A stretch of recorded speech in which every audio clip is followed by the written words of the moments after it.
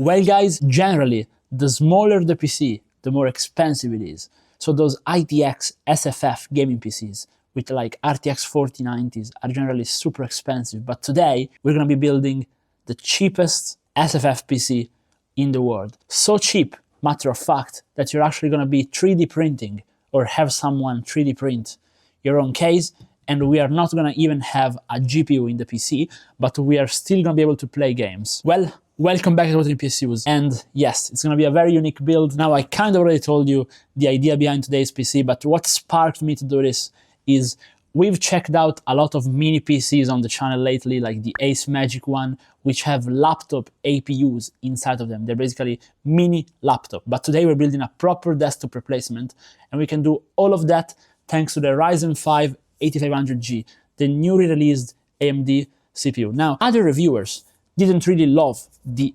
8500G. Their favorite CPU was actually the Ryzen 7 because, of course, it has more graphics potential. But in my opinion, this is actually the hidden gem of the whole lineup, if tuned properly, because you can actually overclock it and overclock the little graphic card inside of it, if you know what you're doing. However, if you want to buy one of these and then pair it with a high-end ITX motherboard, which are very expensive, and then you want to get expensive RAM, and then one of these designer expensive SFF cases, it's not going to be the best value for money, and I think it defeats the purpose. That's why most builds you see on the internet with APUs completely suck. But today, we're going fully budget. And how we're doing that is we're using a Chinese motherboard, the B650i Night Devil from Jginyue, and I will actually have a full review out on this motherboard very soon. So if you're seeing this video in the future, it will be out, and we're gonna see if it is actually that good. But this thing costs just 100 bucks. So that's a good start. The APU MSRP is anywhere, depending on where you live, from 150 bucks.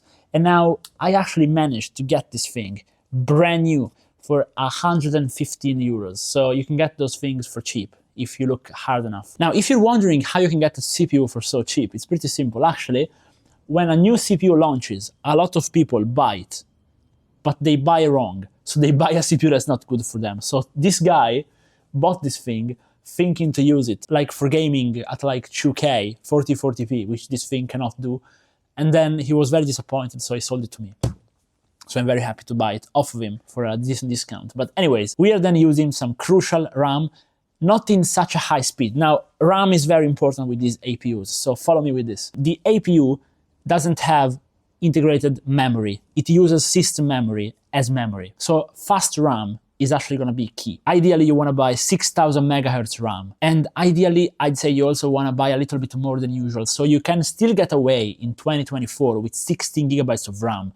But I do really recommend you buy 32 if you have an APU, because some is actually used by the APU. So 32 gigabytes, 6000 megahertz is actually going to be the best. And you should definitely get that. But here today, we're going with 5600 megahertz RAM, just because of budget reason. We managed to buy for 80 bucks, 32 gigabytes of RAM. But I recommend you guys buy used, and you buy 6000 megahertz RAM used for around 70 bucks. You can find it very easy, so no problem at all there. Then SSD, just buy a cheap SSD.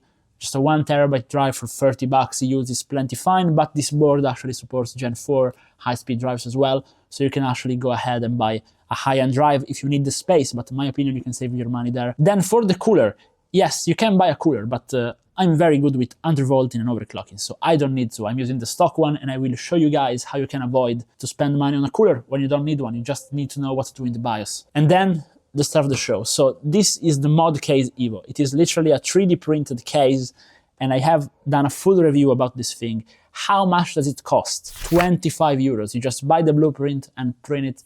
It will cost you like 10 bucks in actual plastic, and it comes out absolutely amazing. Again, go check out the full review, and it basically supports for up to 3 slots GPU and an SFX power supply. But SFX power supplies are kind of expensive, but you should buy one. If you're doing this, if you're copying this build, buy an SFX power supply. But here today, I couldn't find one for cheap, and I don't like to lie on my pricing. So I just bought a 30 euros used power supply, which is non-SFX, and we're gonna adapt it into the case. So the maker of the case will probably hate me for this, but hey, budget is budget, okay? So 30 bucks PSU, it's gonna be plenty fine. You won't like how I build it, but you will like how I build the rest. So I say we get going, let's build it.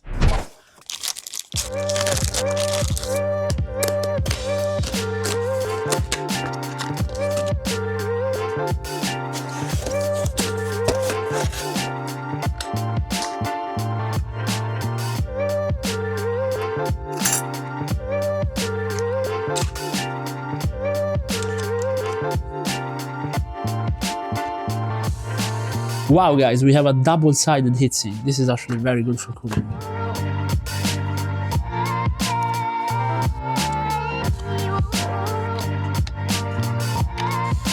Now, a little reminder, you usually have to build this case. Again, go watch the full review, but now it's built, so the hard part is done, we can just mount in the motherboard.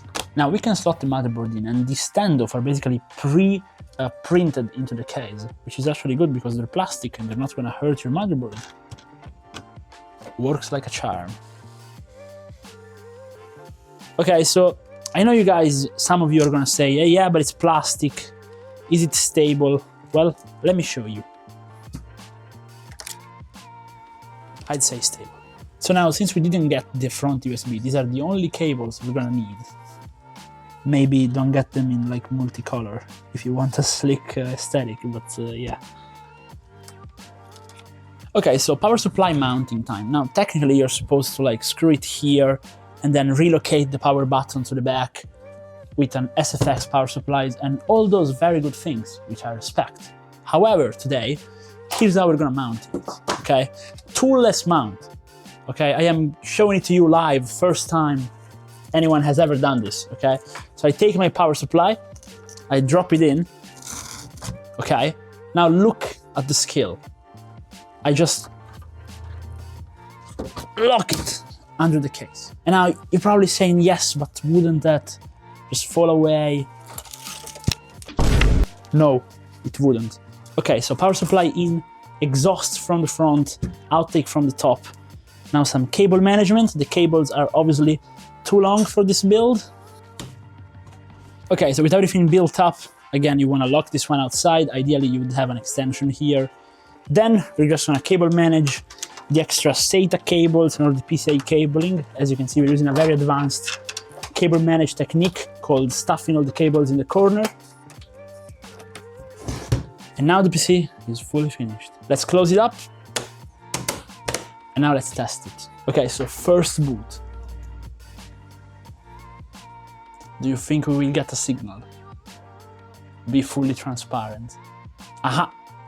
I think that's it, yes. Okay, let's see you guys in Windows. And here we are with the conclusion after testing the PC for quite a while. And I have to say, I am really impressed with the Ryzen 5 8500G, but also with how well such a cheap PC can perform. Again, you can put one of these things together for under 300 bucks with ease.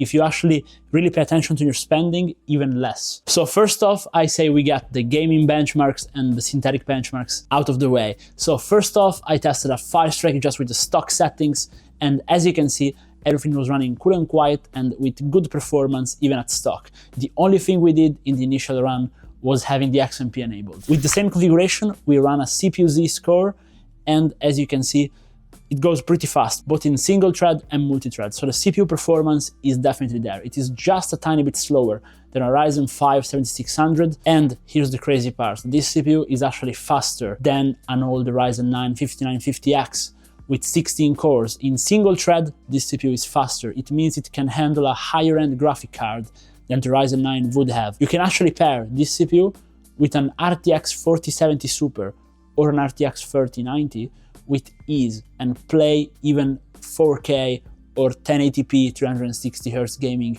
easily. So CPU performance is definitely in check. What remains to be seen is the GPU performance, of course, the integrated RX 740M, right?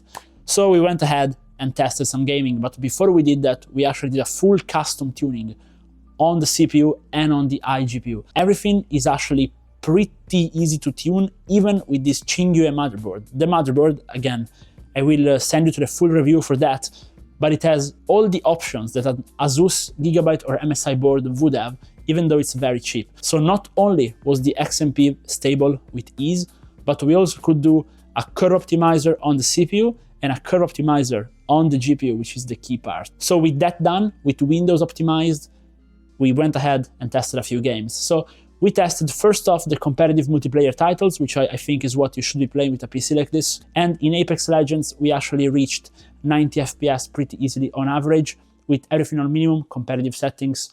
We then tested the heaviest multiplayer popular game right now, Warzone. And now in Warzone, it was managing to stay at an average of 60 FPS, which is truly impressive if you ask me. But then we went ahead and also tested some of the most demanding games, single-player titles with good graphics. Now, of course, you will have to compromise on the graphics unless you're playing GTA 5, because on GTA 5, with everything on high, we were still getting 60 FPS. But hey, GTA 6 is coming soon, so this probably won't be doable for long. And to have a comparison of a more modern title, we tested Cyberpunk. And now in Cyberpunk 2077, unfortunately, our average FPS was just 40 with everything on minimum.